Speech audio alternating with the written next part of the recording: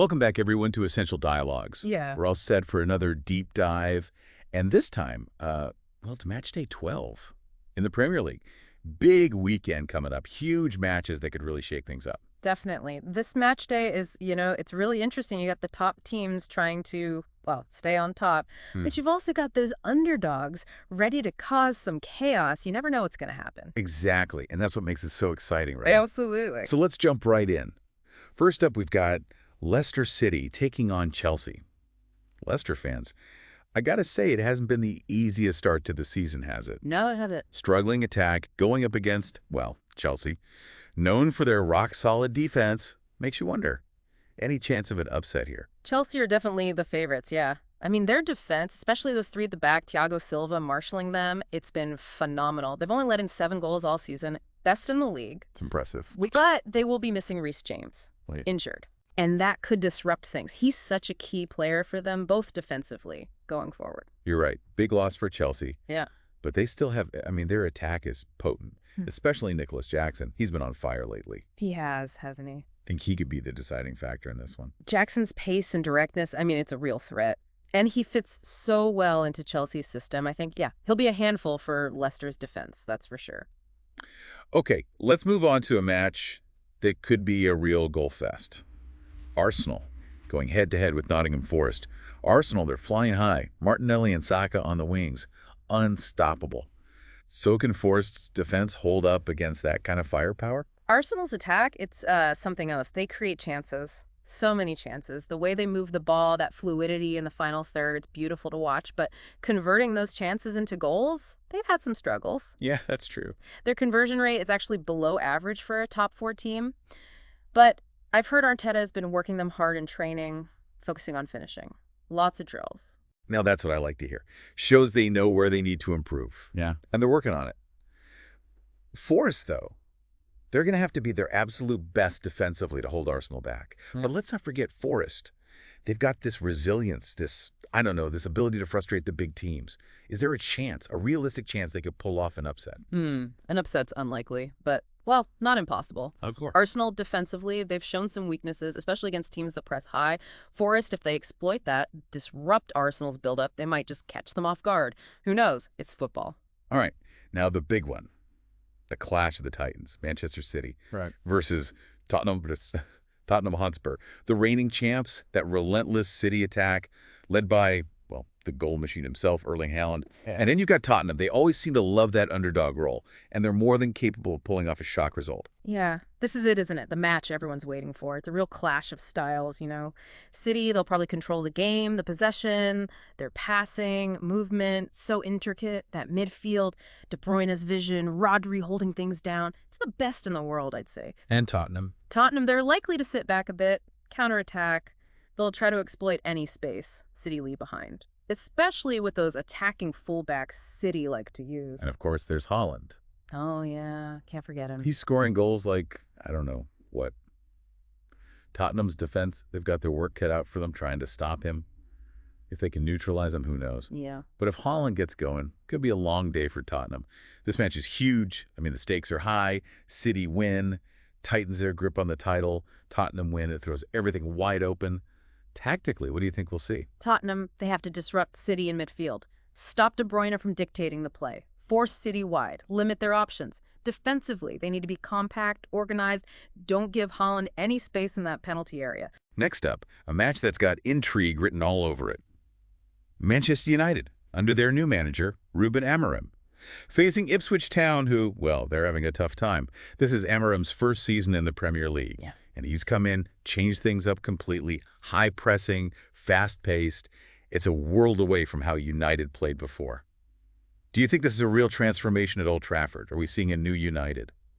Well, it's definitely exciting times for United fans. Amorim's brought this new energy to the team. The players, they seem to have bought into his philosophy, this high pressing. It's all about winning the ball back quickly, creating those fast breaks, those chances. And Ipswich, they're struggling near the bottom. Could be the perfect opponents for United to really test out these new tactics. And let's not forget about Bruno Fernandes. He's the creative spark in that midfield, isn't he? He is. Seems to be thriving under Amorim. Given that freedom to roam, Yeah. you think he'll play a big part against Ipswich? Oh, absolutely. Bruno, he's world class. And this system, this high-tempo attacking style, it suits him perfectly. He can pass, score goals himself. I think he'll be at the heart of everything United do in attack. All right, last but certainly not least, Liverpool taking on Southampton. Now, Liverpool, with that attacking trio, Salah, Diaz, Jota, they're always a threat to score goals. Lots of goals. Yeah. Southampton, on the other hand, they've been leaking goals, haven't they? They have, yeah. Think this could be a Liverpool goal fest. It could be. Liverpool's pressing, their intensity, it's relentless. They force errors, win the ball high up the pitch. They'll look to exploit any weakness in that Southampton defense. But Liverpool, they have some injuries. Alisson's still out, Alexander-Arnold too. Yeah. And that's going to affect them, especially defensively. Could give Southampton a bit of hope, maybe. Okay. But even with the injuries, Liverpool's attack is still, well, it's scary. Salah, he's always capable of magic. A big win here keeps their title hopes alive. After that shaky start, do you think they're genuine contenders this year? Liverpool. You can never write them off. They have the experience, the quality, the mentality. They know how to win. Yeah. But they need to find consistency, especially defensively. Okay. Let's move away from the title contenders for a moment. We've got a couple of matches that could produce some upsets. First up, Aston Villa hosting Crystal Palace. Now, Villa, they've been, I don't know, a bit of an enigma this season, capable of brilliant wins, but also frustrating losses. What makes this match so interesting? Their defense? Aston Villa's defense has been shaky. They make mistakes, lose focus. And Crystal Palace, they have pace. Zaha, Eze, they can exploit those defensive lapses. Plus, Palace always seem to step up against the bigger teams. You're right. They do love playing the underdog. And that brings us to another potential upset. Everton against Brentford. Everton, they've been up and down this season. Brentford, well, they seem to have found their groove. What are the key things to watch in this one? Brentford, they're so organized, disciplined, hard to break down. And on the counterattack, they're dangerous, Everton. They've struggled to find, I don't know, an identity, a consistent way of playing. And that lack of cohesion, it could hurt them against a team like Brentford.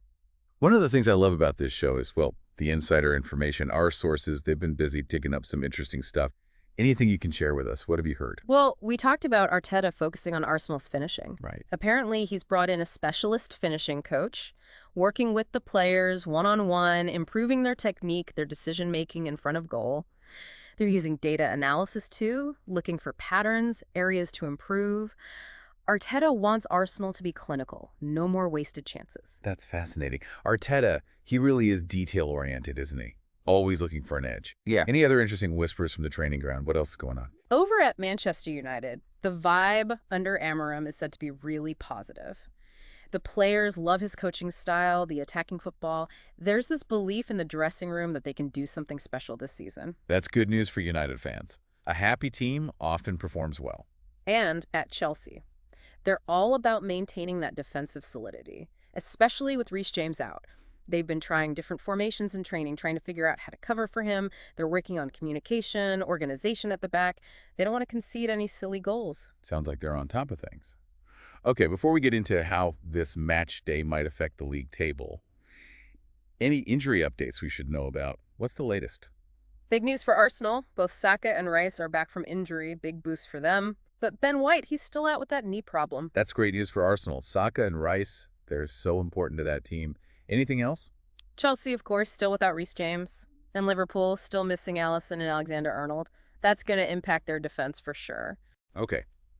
Let's wrap things up by talking about the big picture, the league table. Now, this match day, it could really shake things up at both ends of the table. What do you think? How will these results affect the race for the top four and the battle to stay out of relegation? This weekend, it's going to be huge. Massive implications for the rest of the season. The fight for those Champions League spots, it's so tight. Any drop points could be costly. And down at the bottom, those teams are desperate for wins. They need to pull themselves away from the relegation zone. Every point matters. Every match is a battle. Looking at the fixtures, it really feels like this match day could throw up some surprises. What's your gut feeling? Which teams do you think will come out of this weekend in the strongest position? It's hard to say. It really is. But City, they have the squad, the depth, the experience. I think they'll come through this tough period on top. So you see them staying top of the table? Yeah, I do. Their midfield is so dominant. And Haaland, he just keeps scoring. I think Arsenal will keep their good run going too. They're young, hungry. They play with such a clear identity. Arteta's got them playing well. It's true. Arsenal have been impressive under Arteta. What about the teams fighting to avoid the drop? Which teams look most in danger? Based on what we've seen so far, I'd say Leicester and Ipswich. Leicester, they just can't score goals. And Ipswich, they haven't been able to compete consistently at this level. Unless they turn things around and quickly, they could be in big trouble. The relegation battle, it's always tense, isn't it? It is. Every point is vital. The pressure is immense. And that pressure, it can lead to unpredictable results, which makes the relegation battle even more exciting to watch, in a way. For sure. Well, there we have it. Another deep dive completed. We've analyzed the key matches, shared some inside information, and discussed how this match day might affect the league table. We've given you the knowledge, the analysis. Now it's time to sit back, enjoy the games. Football is a game of surprises. Anything can happen. So make sure you tune in this weekend and witness the magic of the Premier League. And join us again next week for another deep dive into the world of football. Thanks for listening. And don't forget to like, share, and subscribe to the Essential Dialogues podcast for more insightful discussions on the beautiful game.